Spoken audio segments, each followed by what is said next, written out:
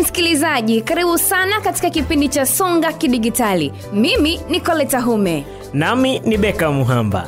Kipindi hiki ni sehemu ya programu ya mpango ushirikiano wa kidigitali Tanzania kupitia shirika la Tech Media Convergence kwa ufadhili wa balozi wa Marekani Tanzania kwa ushirikiano na idara ya ofisi ya masuala ya Afrika nchini Marekani. Programu hii ya mpango wa ushirikiano wa kidigitali imelenga kuwajengea uelewa wananchi na kukuza ufuatiliaji wa taarifa za vyombo vya habari, kupata uelewa juu ya matumizi sahihi ya mitandao ya kijamii, kugundua fursa na hatari zilizopo katika maendeleo haya makubwa ya kidigitali. Kwa pamoja tumelenga kukuza hamasa kwa wananchi katika kuleta mabadiliko chanya kupitia uelewa wa taarifa za vyombo vya habari na haswa katika maeneo ya vijijini katika zama hizi za kidigitali.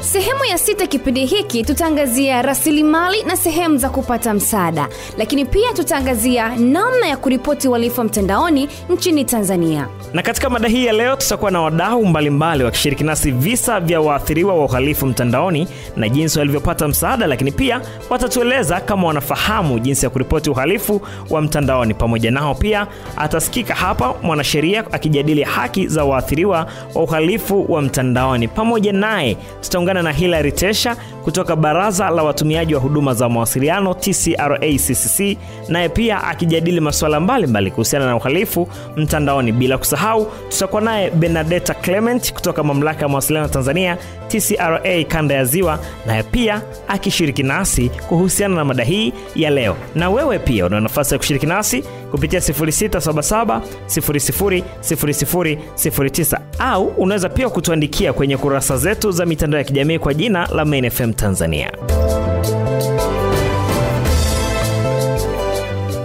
Kadri watu wengi wanavyotumia mtandao kwa mawasiliano, biashara na kujifunza, uhalifu wa mtandaoni unazidi kuwa tatizo kubwa. Udanganyifu wa mtandaoni, uwizi wa utambulisho, udukuzi yani hacking na unyanyasaji wa mtandaoni cyberbullying ni changamoto zinazowakumba watumiaji wengi sana kule mtandaoni. Watu wengi hawajui jinsi ya kuripoti uhalifu mtandaoni au wapi pa kupata msaada wa kisheria. Mwongozo huu utakusaidia msikilizaji kuelewa hatua kwa hatua namna kuripoti uhalifu mtandaoni, sehemu za kupata msaada wa kisheria na jinsi ya kujilinda pale wanapokuwa mtandaoni. Sasa Beckham anatupitisha kwenye mamlaka rasmi ambazo unatakiwa kuripoti uhalifu pale unapokutana nao mtandaoni nchini Tanzania. Ikiwa mtu ni muhanga wa uhalifu wa mtandaoni, anapaswa kutoa taarifa kwa mamlaka husika.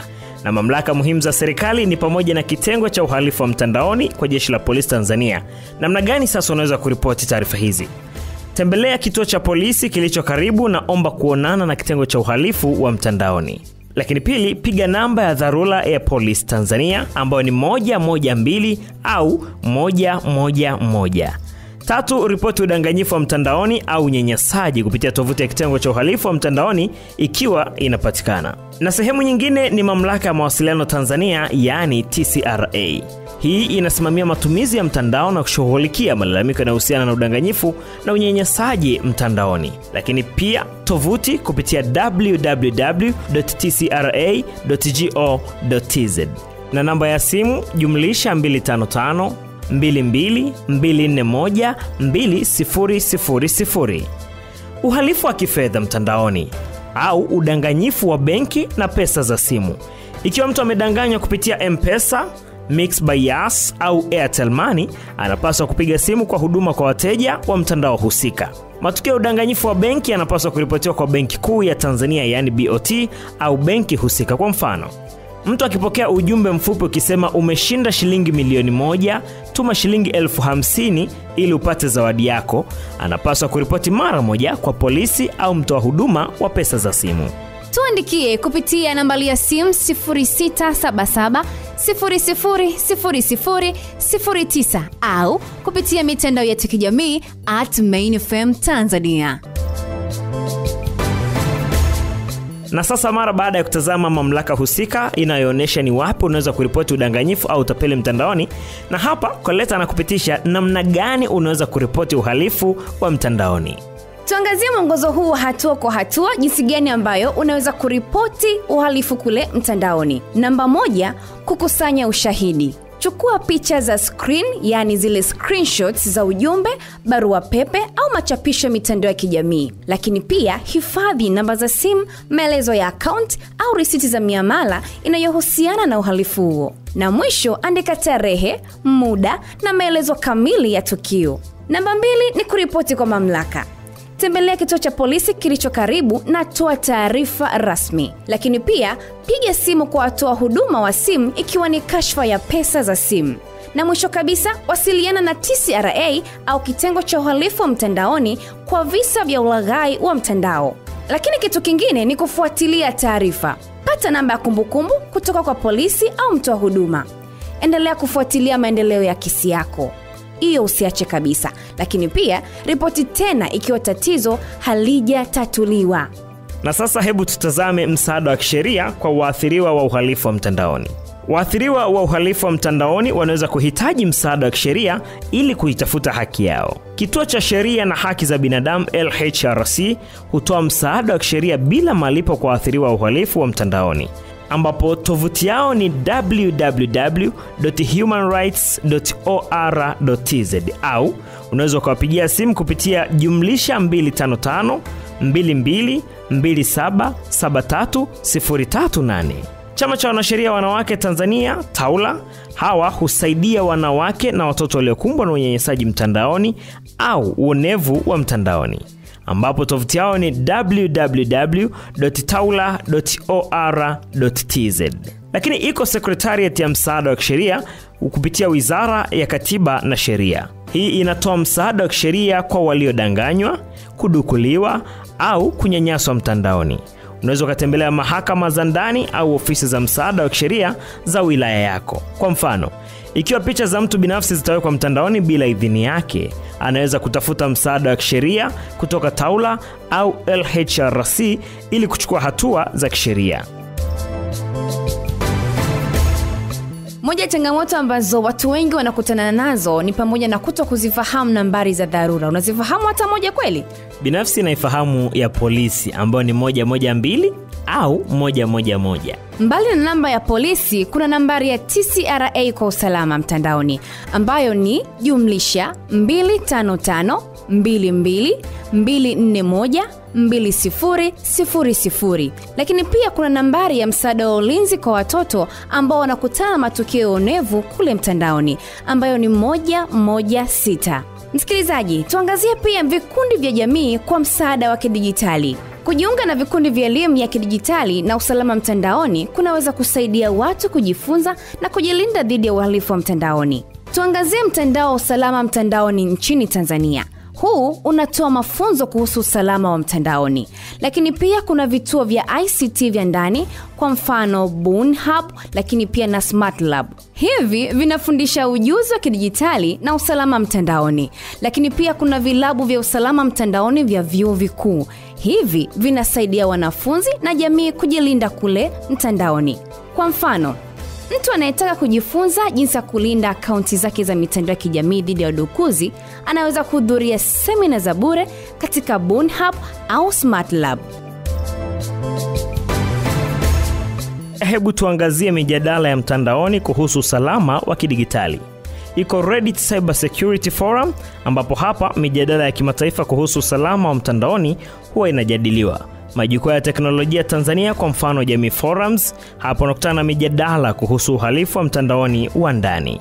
Lakini makundi ya Facebook na WhatsApp kuhusu usalama mtandaoni, ikiwa ni pamoja na kushiriki mbinu za kujikinga dhidi ya utapeli wa mtandaoni. Tovuti za kuaminika kwa kujifunza zaidi ni pamoja na majarida ya serikali, ambapo Mamlaka ya Mawasiliano Tanzania TCRA kupitia tovuti yao ya www.tcra.go.tz. Huku unakutana na vidokezo vya usalama wa mtandaoni na sheria za uhalifu wa mtandaoni. Tovuti ya Polisi Tanzania, angalia viungo vya kuripoti uhalifu wa mtandaoni. Lakini rasilimali za kielimu kwa maana ya Google Safety Center, ambapo safety.google, huku unajifunza jinsi ya kukaa salama mtandaoni. Iko pia tovuti za uelewa wa uhalifu mtandaoni, kwa mfano stopthinkconnect.org. Huku unakutana na kozi za bure kuhusu kujikinga na utapeli mtandaoni. Kwa mfano, mmiliki wa biashara ndogo anaweza kuchukua kozi ya mtandaoni kuhusu usalama wa mtandao ili kulinda miamala yake ya kidigitali. Tuangazie mikakati ya kukuza elimu ya kidigitali ndani ya nchi ya Tanzania. Apps and Girls, hii ni kwa wanawake kwenye teknolojia, ambapo huku wanafundisha wasichana kuhusu usalama mtandaoni. Lakini kuna Tanzania Digital Rights Coalition. Hapa wanatetea usalama na uhuru wa mtandao. Ziko pia kampeni za uhamasishaji za serikali kuhusu usalama wa mtandao, huku wanatoa mafunzo ya bure ya kuzuia uhalifu wa mtandaoni. Moja ya vitu ambavyo watu wengi wanakutana navyo sana kule mtandaoni ni pamoja na utapeli. Pengine uliwahi kutapeliwa, au rafiki au ndugu yako wa karibu aliwahi kutapeliwa.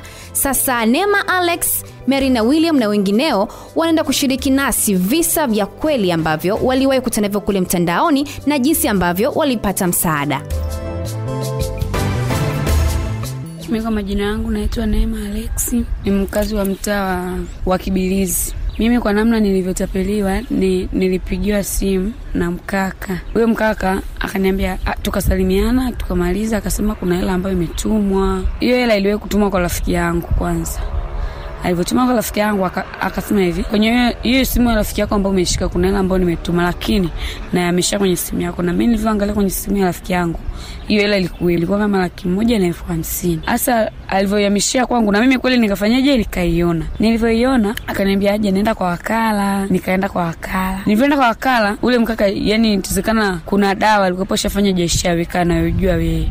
Kwa sababu nilivyoenda kwa wakala, yule wakala hakuwa na roho ngumu. Akasema yule aliyenipigia simu akasemaje, akamwambia nenda kwa wakala mwambie hivi hiyo hela itoe, akishaitoa afu mimi nitakutumia wewe hela ili ufanyaje umpe. Afu muda huo akasemaje, lakini kwenye hiyo hela unatakiwa utoe 150,000 ni yako ya usumbufu. Na sisi kama binadamu ukishasikia hiyo 50,000 inakuwa ya kwako, unakuwa haraka kufanyaje kutafuta. Kwa nilivyoenda kwa wakala akasema naomba hela. Nikamwambia vitoa kwanza, kwa sababu hapa kuna mtu naongea naye ameniambia utoe hiyo hela. Ukishatoa ndio atakufanyaje, atakutumia yeye hela ile nyingine ambayo ni ile ambayo umetoa wewe kwenye mfuko wako. Yule wakala hajakosea, unaona. Yule wakala ile hela akaitoa. Alivyoitoa ile hela ikawa changamoto. Yule mkaka akakata simu, hiyo hela hakuituma. Nilikaa pale nikalia. Kwa hiyo kilichofuata ni mimi nikuchukua hela zangu mimi nikamrudishia yule wakala. Lakini ilipita kama siku 2 hivi, kwa sababu ile kitu yani iliniconfuse sana hadi nikajisikia vibaya. Hadi nikawa natamani hata niuze simu yangu kwa sababu ya matapeli. Kwa hiyo nawashauri hata watu wengine, mnapokuwa mnatumia simu, sio kila mtu anayekupigia simu, tofauti na zile namba kabisa kamili za mawakala. Ukiona namba inaanza 0706 ngapi ukajua eti ni wakala, sio wakala, wengine wanakuwa ni matapeli. Kwa hiyo nawashauri ndugu zangu muwe makini, matapeli ni wengi. Kwa majina naitwa Melina William. Kwa upande wangu mimi nimewahi kutapeliwa na watu wa mtandaoni. Cha kwanza walifika wakanitumia link, waliponitumia link pale nikasoma maelezo, nilivyosoma maelezo nikaona kwamba nitume kiasi fulani. Niliambiwa nitume kiasi kama shilingi 20,000. Hela nikatuma. Baadaye tena nakuja kupewa maelekezo, naambiwa tena nitume kiasi fulani. Kwa mimi baadaye nilipokuja kushtuka, washachukua hela yangu kama karibia 50,000. Kwa hiyo ilikuwa ni changamoto mojawapo iliyowahi kunikumba kutokana na na matapeli wa mtandaoni. Lakini mpaka sasa tena unaweza ukatamani labda upate mtu wa kumpelekea hayo malalamiko, labda sehemu ya kwenda kupeleka hayo malalamiko, lakini mpaka sasa hivi sijui na sielewi ni sehemu gani ambayo naweza nikaenda kuripoti kuhusiana na huo utapeli wa mitandaoni. Majina naitwa Juma Abdara AKJ Maswaga, jina langu maarufu. Mtana utokea ni wa Kirimayo A. Yupo jamangu mmoja alikuwa anaitwa Costa, aliwahi kukumbwa na tatizo hilo la utapeli. Baada ya kupigiwa simu na kupewa maelekezo kwamba kuna hela imeingia kimakosa, inabidi airudishe ile hela. Kutokana kwenye akaunti yake kulikuwa kuna hela, ikabidi aende kutuma ile hela ile. Kumbe alikuwa ametapeliwa. Kwa kipindi kile wala hakupajua ndio maana hakwenda kutoa taarifa popote. Kwa hiyo imeisha hivyo, yani baada ya kutapeliwa akawa ametulia tu. Hata mimi mwenyewe sijui jinsi ya kuripoti, maana waga sometimes natumiwaga baadhi ya SMS, utasikia tuma hela, kuna hela imeingia 20,000 unatakiwa utume kwa hii namba, afu kwenye akaunti yangu pako empty. Kwa majina naitwa John Mesodi, natokea mtaa wa Mwanga, Kigoma. Kuhusu swala la utapeli lishawahi kunikumba kipindi cha nyuma, ambapo ulikuwa ni utapeli wa kuhusu miamala huu. Sijui anahitaji kitaalamu. Masuala kuna mtu alipiga tu simu hapo, baada ya kupiga simu akasema kuna hela zimeingizwa humo. Baada ya kusema kwamba kuna hela zimeingizwa, ikabidi tufuatilie. Mimi ikabidi niangalie salio langu. Kuangalia salio nikagundua ni utapeli kutokana na kiasi kilichokuwepo kilikuwa ni hicho.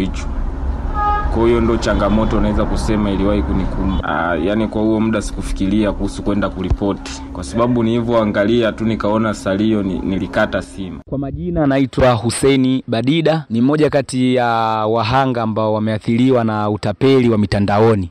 Moja kati ya tatizo ambalo lilinikuta mimi ni ushawishi wa kupata pesa kwa haraka, na nilitumiwa linki na rafiki yangu ambaye pia na yeye ni muhanga wa utapeli wa mitandaoni. Niliweza kushawishika kuweza kupata pesa za haraka, nikajiunga, nikatuma pesa, lakini mwisho wa siku ilikuwa ni utapeli kwa sababu hiyo kampuni ilifungiwa na nilikuwa sielewi ni wapi pa kupeleka malalamiko kiukweli. Paka sasa hizo pesa hazijaweza kupatikana, lakini pia rafiki yangu mwingine na yeye ashatapeliwa. Kwa hiyo kama kuna watu walikuwa naelewa ni wapi pa kupeleka hayo malalamiko, nadhani ingekuwa ni sahihi kushare na sisi ambao tayari tumeathirika. Lakini pia watu wengi wanaathirika na huo utapeli wa mitandaoni kwa sababu imekuwa ni changamoto kubwa sana. Vijana wengi sasa hivi wanahitaji pesa za haraka, kwa hiyo unajikuta kijana anashawishika, lakini mwisho wa siku anajikuta tu anaishia kwenye utapeli. Kwa hiyo nilikuwa nasihi kama vyombo vya kudhibiti changamoto vipo makini, vingeweza kutoa ni wapi, lakini pia kutoa elimu kwa vijana, kwa sababu waathiriwa wengi wa hili tatizo ni vijana. Kwa majina naitwa Regina Juma, natokea Kibilizi. Kwenye swala la utapeli mtandaoni, mimi pia ni muhanga mojawapo. Nilikutana na utapeli huo. Kwanza nilipigwa kitu kizito sana ambacho mpaka leo sitokisahau jamani. Nilipigiwa simu na mkaka mmoja akaniambia kuna hela imeingia ambayo ni 40,000. Mimi kuangalia sio ni hela. Baada ya muda kadhaa nikapigwa simu zaidi ya watu wawili. Kuna hela imeingia shingapi?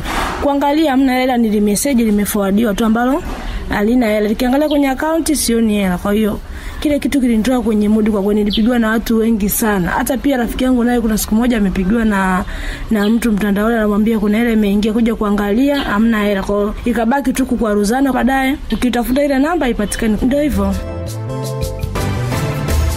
Tukamsikilize Aweso Zingo. Huyu amewahi kuwa mtoa huduma za kifedha kupitia mitandao ya simu. Yeye binafsi hakuwahi kukutana na adha ya kutapeliwa kule mtandaoni, lakini kupitia kazi yake wakala amewahi kukutana na visa mbalimbali vya wateja wake ambao waliwahi kutapeliwa kule mtandaoni.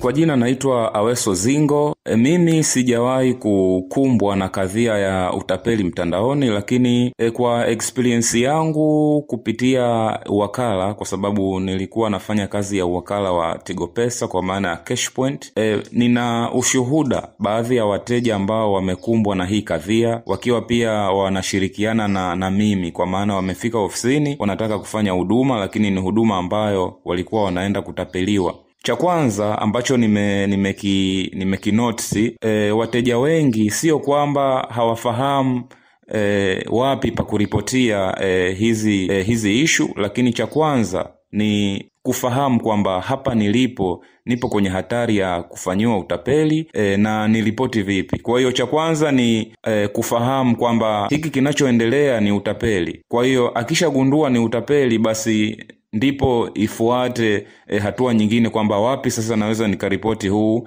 utapeli ambao nahitaji kufanyiwa. Kwa sababu mteja ambaye mimi nilikuwa na ushuhuda naye alifika ofisini anahitaji kutuma fedha ambayo aliambiwa akituma hicho kiasi anaweza akaongezewa kingine. Lakini pia utapeli mwingine ni ule kwamba nimekutumia fedha kiasi cha maybe 100,000, kwa hiyo naomba unirudishie hata nusu ya hiyo fedha, kinachobaki basi unakuwa nacho kama sehemu ya msaada ambao umenifanyia. Lakini bila kuchunguza kama kweli hiyo fedha imeingia kwenye akaunti yake, basi moja kwa moja wanachokifanya wanampa ile pressure mteja kwamba aende kwa wakala akatume hiyo fedha nusu, then inayobaki yeye atatoa kwenye simu. bila kugundua kwamba kwenye simu ama kwenye akaunti yake hakuna fedha yoyote ambayo imeingia. Kwa hiyo kadhia ya kwanza ambayo huwa inawasumbua ni namna ya kufahamu kwamba huu ni utapeli au hapa naenda kutapeliwa. Kwa hiyo analazimishwa au anapewa ile pressure kwamba nisha kutumia kiasi, kwa hiyo wewe unachopaswa kufanya ni kufika kwa wakala kunitumia hiyo fedha, then wewe utatoa ambayo ipo kwenye simu. Kwa cha kwanza, namna ambavyo mteja anatapeliwa, yani kufahamu kwamba aina gani ya utapeli au viashiria gani akiviona basi moja kwa moja ajue huu ni utapeli. Then ifuate sasa wapi naweza kuripoti hili tukio. Lakini kingine ni kweli kabisa hakuna baadhi ya wengi hawafahamu ni namna gani ya kuweza kuripoti. Kwa hiyo ni baadhi ya vitu ambavyo kwangu nimeona vinatesa sana au vinaendelea kuumiza watu ambao huwa wanafanywa utapeli. Msikilizaji, nikukumbushe tu kwamba kipindi hiki ni sehemu ya programu ya mpango wa ushirikiano wa kidigitali Tanzania kupitia shirika la Tech and Media Convergence kwa ufadhili wa balozi wa Marekani Tanzania na kwa ushirikiano na idara ya ofisi ya masuala ya Afrika nchini Marekani. Tuandikie kupitia nambari ya simu 0677000009 au kupitia mitandao yetu ya kijamii @mainfm Tanzania.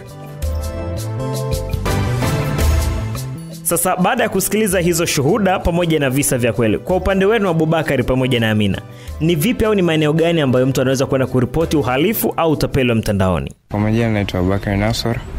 Kuhusiana swala zima la utapeli wa mtandaoni, utapeli wa mtandaoni ni kitu ambacho kinakera, na moja kwa moja sehemu ambazo tunaweza tukaripoti kesi hizi ni polisi, kuna TAKUKURU, sababu ni sehemu ambazo moja kwa moja shida zetu huwa zinaliliwa, na sehemu ambao wana access ya kupata au watu wanaotapeli mtandaoni, kwa sababu polisi wameweza kushauri mara nyingi msifanye sijui watu wanaotumia zile linki sijui nini, tusiwe tunaingia ovyo, kwa sababu zile linki ndio unakuta kuna matapeli wanaweza kutuhack kupitia zile linki, kodi nini, vipo vingi. Kwa na shauri ukitapeliwa mtandaoni na nini, polisi wanaweza kufanya kila kitu wakapata kikubwa ile namba uwe nayo tu. Jina langu naitwa Amina Ramadhani. Jinsi ya kuripoti uhalifu wa mitandaoni, kwa mimi nafikiri unachotakiwa kufanya, unachopaswa kufanya cha kwanza kabisa ni kutoa taarifa kwenye vyombo vya dola. Halafu kitu kingine ambacho kinatakiwa kufanyika hapo ni kupiga emergency number ya polisi. Halafu kingine nafikiri ni kupiga TAKUKURU ambayo ni 112, kitu kama hicho. Kwa majina naitwa Jabir Osman, ni mfanyabiashara ndogo ndogo hapa mkoani Kigoma. Jinsi ya kupata msaada baada ya kutapeliwa, cha kwanza inabidi utoe taarifa katika vyombo vya ulinzi na usalama ambao vinasimamia mambo ya teknolojia. Na pili, unashauriwa uende kwenye kampuni ambayo ya mtandao ambao umetapeliwa ili utoe taarifa kwamba katika moja kampuni yenu au katika moja ya mtandao wenu nimetapeliwa labda kiasi fulani au nimetapeliwa na mtu fulani. Kwa ndo hivyo. Sasa kutoka Baraza la Ushauri la Watumiaji wa Huduma za Mawasiliano TCRA-CCC, huyu hapa Hilary Tesha ambaye ni mkuu wa idara ya elimu, na hapa anaelezea namna gani watu wanaweza kuwa salama na kujilinda pale wanapokuwa wanatumia mitandao ya kijamii na mitandao kwa ujumla. Kwa jina naitwa Hilary Tesha, ni mkuu wa idara ya elimu kwa watumiaji wa Baraza la Ushauri la Watumiaji wa Huduma za Mawasiliano TCRA-CCC. Naomba nizungumzie kidogo kuhusiana na namna ya mtu anaweza kujilinda mitandani anapotumia mitandao ya kijamii au anapoenda kutumia anga la mtandao kwa ujumla. Kwanza kabisa ni kuhakikisha kwamba una nywila au password imara, password ambayo sio rahisi mtu kuweza kuiga, password ambayo utakuwa unaibadilisha kila baada ya muda fulani. Mathalani, unaweza kuweka utaratibu wako unabadilisha nywila kila baada ya miezi 3 au 5, lakini ni muhimu ili kuhakikisha kwamba password yako inakuwa salama. Lakini pia ni vizuri password mtu anayoitengeneza ikawa na mchanganyiko pengine wa herufi, mchanganyiko wa namba na alama mbalimbali ambazo sio rahisi mtu kuweza kuiga. Na kwenye hili pia niongeze tu kwamba watu tujitahidi kutokutumia miaka yetu ya kuzaliwa kama password, kwa sababu mwaka wa kuzaliwa ukiweka ni rahisi mtu anayekufahamu au mtu kuweza kubuni kuweza kujua mwaka wako wa kuzaliwa ni upi, na hatimaye mtu akaweza kuingia na kuchukua taarifa zako.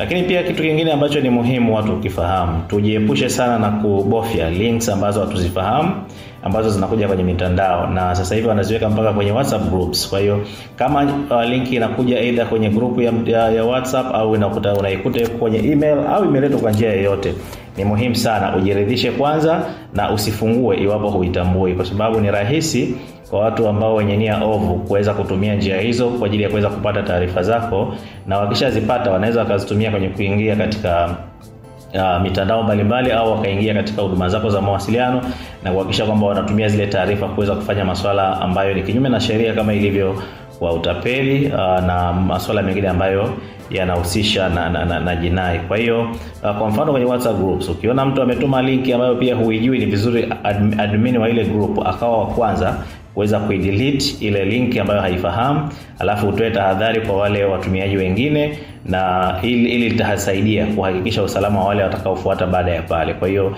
ni muhimu sana tukaendelea kuchukua tahadhari kwenye hili. Lakini pia eneo lingine au swala lingine ambalo mtu anaweza akafanya ili kujilinda na utapeli, kwanza wale ambao wanatumia simu za mkononi, ni kuhakikisha kwamba unahakiki laini zako za simu kwa kutumia nyota 106 reli. Nyota 106 reli itafungua ukurasa ambao unakuambia uingize taarifa zako za kitambulisho cha NIDA, na utakapoingia itakuletea orodha ya simu ambazo zimesajiliwa kwa kitambulisho chako cha taifa. Iwapo utagundua kuna kitambulisho kwenye kitambulisho chako kimesajili line ambayo huifahamu, basi ni vyema ukaenda ofisi ya mtoa huduma ili mtoa huduma aweze kuitoa ile line ambayo huifahamu, ili pia isije kutumika katika mazingira ambayo si salama sana na kusababishia wewe kuingia kwenye changamoto ambazo pengine unaweza ukazizuia kabla jinsi ambavyo ungekuwa umezifahamu mapema. Lakini tahadhari nyingine ni kutokupokea namba au kutokutii maagizo yoyote ambayo ya mtu anajiita ni mtoa huduma kama hajatumia namba 100. Kwa utaratibu wa sasa ni mtoa huduma atawasiliana na mtumiaji, na mtumiaji atawasiliana na mtoa huduma kwa kutumia namba 100 peke yake. Kwa hiyo ukiona mtu yeyote amekupigia simu akakujitambulisha ni mtoa huduma lakini hajatumia namba 100, basi ni dhahiri ujue kabisa kwamba huyo ni tapeli, na usitoe ushirikiano kwake, kwa sababu utaratibu wa sasa ni lazima atumie namba 100 kuweza kuwasiliana na mtoa huduma. Eneo lingine ni kuhakikisha kwamba hatutoi taarifa. Usitoe taarifa zako kwa mtu yeyote. Taarifa zako binafsi, taarifa zako za siri usitoe kwa mtu mwingine yoyote bila ridhaa yako. Hakikisha kwamba taarifa zako zitakwenda kwa mtu ambaye unamwamini na kwa kuridhia wewe mwenyewe. Na tuepuke pia watumiaji wa huduma za mawasiliano kuweka taarifa nyingi binafsi zisizo za muhimu kwenye mitandao ya kijamii, kwa sababu internet ipo wakati wote, internet haisahau, lakini pia internet haina mipaka. Kwa hiyo tunapoweka taarifa kwenye mitandao ya kijamii au kwenye mitandao mingine yoyote ile, tuhakikishe kwamba tunaweka taarifa zile za msingi tu, na tusiweke taarifa ambazo ni za ndani sana za binafsi bila kuchukua tahadhari. Lakini pia tuwatake watumiaji huduma za mawasiliano kuchukua tahadhari kwenye matumizi ya wifi, hasa zile za public, kwa maana ya maeneo ya umma. Maeneo ya umma kwenye hizi wifi, hasa zile ambazo hazikuhitaji kuingia password, ni vizuri sana ukachukua tahadhari, kwa sababu si salama sana, hasa unapotaka kufanya masuala ya muhimu kama vile kuingia kwenye akaunti zako za fedha au kuingiza password kuingia kwenye mitandao yako au akaunti zako mbalimbali. Kwa hiyo tuchukue tahadhari sana kwenye zile wifi ambazo zinakuhitaji uingize password ya mhusika pale akupatie, kidogo zina ulinzi zaidi kuliko yale maeneo ambayo ukiingia tu moja kwa moja unaweza access wifi. Kwa hiyo ni muhimu sana tukachukua tahadhari tunapotumia public wifi, kuhakikisha kwamba unatumia zile ambazo kimsingi lazima uingize kwanza password ili uweze kuaccess taarifa au uweze kuaccess internet katika eneo lile. Na kwa namna gani mtu anaweza kutoa taarifa polisi? Kwanza kabisa, iwapo umetumiwa message au umepigiwa simu, unatakiwa uende kwenye kurasa wa message, andika neno utapeli, kisha tena tuma kwenda kwenye namba 15040. Itakurudia ujumbe ambao utakwambia weka namba iliyokutumia ujumbe huu au namba ile iliyokupigia. Unaiweka pale kwenye eneo la kuandika message, kisha unaituma kwenda kwenye namba 15040. Utapokea ujumbe ambao utathibitisha kwamba taarifa yako imepokelewa na inafanyiwa kazi na jeshi la polisi. Na niwasisitize tu, ni muhimu sana, iwapo umeshindwa kutumia 15040 na kama kuna kituo cha polisi karibu na wewe, ni vizuri ukaenda kituo cha polisi ukatoa taarifa ili jeshi la polisi waende kuchukua taarifa, kwa sababu wizi na utapeli haya ni makosa ya jinai. Wizi, utapeli, udhalilishaji, haya ni makosa ya jinai na haya yanaangukia chini ya jeshi la polisi, ambao kimsingi ndio wenye uwezo wa kuchunguza, uwezo wa kukamata na uwezo wa kufungua mashtaka pale ambapo kuna lazima wa hilo kufanyika. Sasa kutoka Mamlaka ya Mawasiliano Tanzania TCRA Kanda ya Ziwa, tuko naye Benedetta Clement Mathayo, na hapa anatueleza jinsi gani mtu anaweza kujilinda dhidi ya uhalifu mtandaoni, lakini namna gani pia watu wanaweza kuripoti uhalifu mtandaoni. Ndugu wasikilizaji kutoka Main FM, mimi ni Benedetta Clement Mathayo kutoka TCRA Kanda ya Ziwa. Ninaomba niende moja kwa moja kwenye mada yetu hii ambayo inahusu ni namna gani tunaweza kujilinda dhidi ya uhalifu mtandaoni. Hili swali ni rahisi sana, namna ya kuweza kujilinda na uhalifu mtandaoni. Cha kwanza kabisa, hii ni juu yetu sisi wenyewe. Cha kwanza unatakiwa uwe makini namna ya kuweza kutunza taarifa zako wewe mwenyewe. Nilisema hata hapa wale kwamba muhimu ni kuweka password kwenye vifaa vyetu vya mawasiliano. Hiyo ndio njia ya kwanza ya kuweza kujilinda na uhalifu, kwa sababu ukishaachia wazi zile taarifa zako kwenye vyombo vyetu vya mawasiliano ama mtandaoni, unaruhusu mtu kuweza kukuingilia na kufanya uhalifu, aidha kukutapeli ama kutumia akaunti zako kutapeli watu wengine. Lakini kitu kingine, tunajilinda vipi na uhalifu mtandaoni? Cha pili, lazima uwe makini unapofanya maamuzi. Mfano, mtu akikutumia ujumbe ama akikupigia simu ya maelekezo ya aina yoyote, ndugu zangu, tuwe makini kabla tujatoa ushirikiano. Mtoa huduma atakupigia simu kwa kupitia namba 100 pekee, hawezi kukupigia simu kwa simu binafsi. Ukipigiwa simu kwa simu binafsi, usifate maelekezo yoyote. Hiyo itatusaidia kulinda utapeli ama uhalifu ambao tunaupata kupitia mitandao ama kupitia vyombo vyetu vya mawasiliano. Na ukipokea ujumbe, lazima uchukue kwanza tahadhari kwamba huu ujumbe nilioupokea ni unatoka kwa mtu sahihi ambaye kweli natakiwa kuwasiliana naye ama kumtumia pesa. Kwa lazima tuzingatie kuwa makini na kabla tujafanya maamuzi yoyote. Lakini kuna namna gani nyingine ya kuweza kujilinda na uhalifu huu? Kuna utapeli mwingine ambao unafanyika kwa njia za, kuna linki ambazo zinatumwa kwenye vifaa vyetu, kwa mfano hususan simu zetu za viganjani. Tunapokea jumbe kwenye magrupu, kwenye inbox zetu, kwamba ukibofya linki hii itakupeleka moja kwa moja pengine ujipatie mkopo au umeshinda kiasi fulani.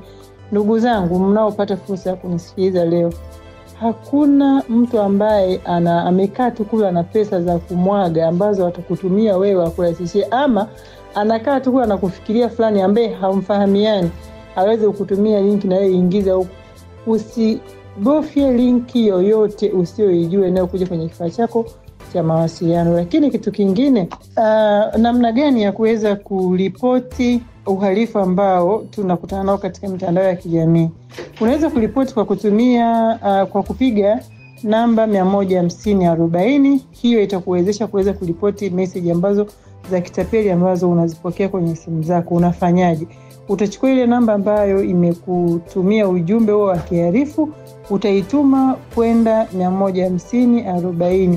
Hiyo ni namba yetu ambayo maalum ambayo tumeiweka kwa ajili ya kuripoti uhalifu ambao unaendelea katika mitandao ya kijamii. Lakini kitu kingine, namna gani unaweza kuripoti uhalifu? Lipo jeshi la polisi ambalo linashughulika na makosa ya jinai, ambapo kwa mtu yeyote anayefanya uhalifu, kama mtu upo karibu na kituo cha polisi chochote, katoe taarifa jeshi la polisi kwa ajili ya usaidizi zaidi. Kule kuna kitengo cha cyber crime ambao wao wanashughulikia makosa jinai yote ya kimtandao na mengine, ili kuweza kukusaidia kwa urahisi sana.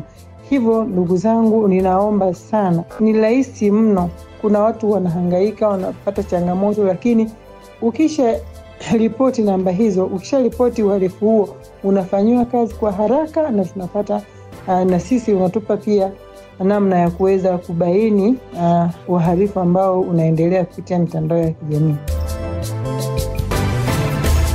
Sasa Koleta, naam, tunasema bila shaka huyu mwathirika wa uhalifu mtandaoni ana haki zake, lakini pia ana wajibu wake. Ndio maana tunasema timiza wajibu wako, udai haki yako. Sasa leo tutakuwa na mwanasheria Emmanuel Mukiwa ambaye atajadili haki za waathiriwa wa uhalifu wa kule mtandaoni. Kwa majina naitwa Emmanuel Mukiwa, mwanasheria kutoka Gavel Juris Attorneys.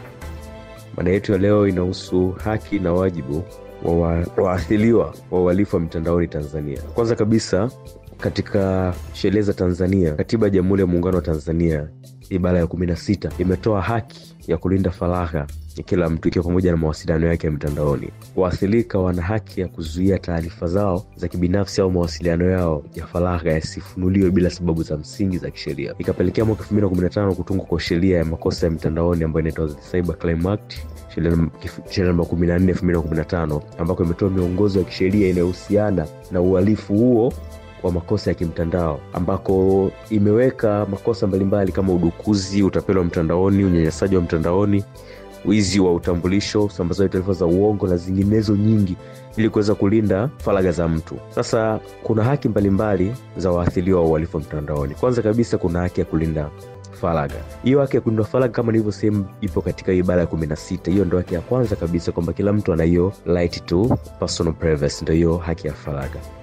Haki nyingine ni haki ya kuripoti uhalifu, kwamba mtu akiwa ameathirika na hayo makosa ya kimtandao ana hiyo haki ya kuripoti uhalifu katika jeshi la polisi, ambako kuna kitengo cha kudhibiti uhalifu wa mtandaoni. Uhalifu ambao unaweza kutokea mfano wa vitisho vya mtandaoni, unyanyasaji au usambazaji wa hizo siri kama nilivyosema hapo mwanzo. Haki nyingine ni haki ya kupata haki ya mahakamani, kwamba baada ya mtu kuripoti ana haki pia ya kupata hiyo ushauri lake kusikilizwa mahakamani, kwamba pia anaweza akapeleka malalamiko yake mahakamani ili kuomba mamlaka husika iwashurutishe wahalifu wa huo mtandaoni ili kuweza kuzuia hayo makosa. Lakini pia haki nyingine ni kulindwa na uharibifu. Waathiriwa wana haki ya kulindwa dhidi ya unyanyasaji wa mtandaoni unaweza kusababisha hofu, taharuki au uharibifu wa mali. Hii inajumuisha ulinzi dhidi ya vitisho kama vile kuambiwa tunajua unapoishi, labda tutakuja kukutafuta. Kwa hiyo ana haki ya kulindwa na uharibifu, kwamba kama nimeshatishiwa nikitoa taarifa basi nina haki ya kulindwa na uharibifu unaweza kutokea. Lakini pia ana haki ya kupata fidia baada ya kumchafua mtu mitandaoni au kutoa taarifa zake au kutoa taarifa za uongo. Ana haki ya kulipa fidia kutokana na hicho kitu ambacho kimefanyiwa. Hiyo inakuwa kama amepata madhara, kama kumharibia jina au kumharibia taswira yake katika jamii na vitu vingine. Haki nyingine ni kupata taarifa na uelewa. Maana yake ni kwamba kila mtu sasa, pamoja waathiriwa na ambao pia hawajaathiriwa, wana haki ya kupata taarifa na uelewa kuhusiana na elimu kwa ujumla kuhusiana na makosa hayo ya mtandaoni. Lakini pia wana haki ya usalama wa kibinafsi, kwamba wanakuwepo na wamelindwa na sheria ya kuweza kupata usaidizi wa kisheria ikitokea pale ambapo haki zake zinaonekana zimevunjwa. Twende kwenye wajibu. Wajibu wa kwanza wa waathiriwa wa makosa ya mtandaoni ni pamoja na kuripoti uhalifu. Baada ya mtu kutambua kwamba kuna uhalifu wa mtandaoni umefanyika, basi ana wajibu yeye mwenyewe kuripoti kituo cha polisi kuhusiana na hilo tukio lililotokea. Wajibu mwingine ni kuhifadhi ushahidi, kwamba baada ya kutambua kuwa kuna uhalifu mtandaoni umetokea, basi anatakiwa hifadhi ushahidi ili kuweza kuthibitisha sasa kwamba ile kosa la mtandaoni limefanyiwa na linanihusu mimi na ushahidi ni huu hapa. Lakini pia ana wajibu wa kujilinda. Wajibu wa kujilinda kwamba ni kila mtu ana wajibu wa kulinda taarifa zake zisiweze kutoka kwenda nje, yani zisiwe na access na mtu mwingine kuweza kuzipata. Lakini pia ana wajibu wa kushirikiana na mamlaka husika. Kama ukishatoa ripoti inabidi sasa utoe ushirikiano kwamba namna gani ilikuwa hivyo. Lakini pia kila mtu pamoja na waathirika wana wajibu wa kufuata sheria. Maanisha kwamba sheria ya mtandaoni ndio imelinda kila mtu na nini, lakini pia kila mtu ana haki ya kuifuata, ana wajibu wa kufuata hiyo sheria. Lakini pia ni wajibu wa kila mtu kuelimika. Baada ya kupewa haki ya kuelimishwa, basi una wajibu wa kuelimika. Ukishapewa elimu inabidi uelimike. Kwa hiyo sasa ili kila mtu aweze kujilinda na makosa ya mtandaoni, ni vyema watu wakajielimisha kupitia midahalo au njia mbalimbali ambazo zinatumika kutoa elimu kuhusiana na makosa ya mtandaoni, na watu wajiweke mbali na kufanya makosa hayo ya mtandaoni, kama kutoa taarifa za uongo, kutumia utambulisho ambao mtu sio kwake, au kufanya unyanyasaji wote wa kijinsia. Kama nilivyosema hapo awali, katiba yetu inalinda taarifa binafsi za mtu. Basi ni vyema na mtu mwenyewe kuwa makini kulinda taarifa zake binafsi.